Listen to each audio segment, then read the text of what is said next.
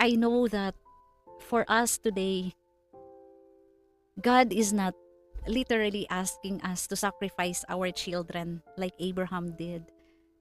But the lesson here is about surrender. Sometimes God asked us, to lay down the things that we hold closest in our hearts, our plans, our dreams, our comfort, even the things that we feel we cannot live without.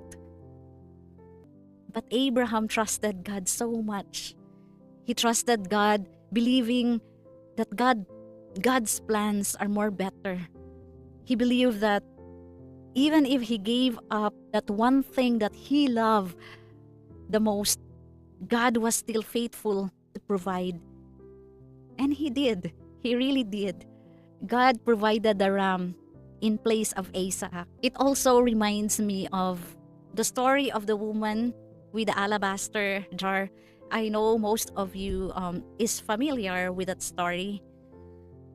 She broke her most precious possession and poured it out at Jesus' feet without holding anything back. So both Abraham and the woman with the alabaster jar shows us the same truth, that surrender to God is never wasted. That when we let go and place everything in God's hands, that is where we can find peace. That is where we can feel the freedom, and that is where the true blessings will come in our lives. God is inviting us to trust Him enough to place everything in His hands. Let me remind you and let me encourage you to trust God, to trust that He will do something. Even if it's very, very impossible, let God work in your life.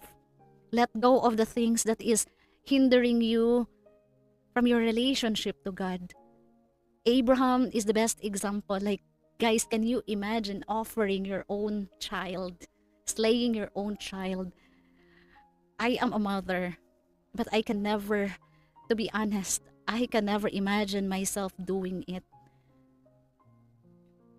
I really, really admire Abraham's heart.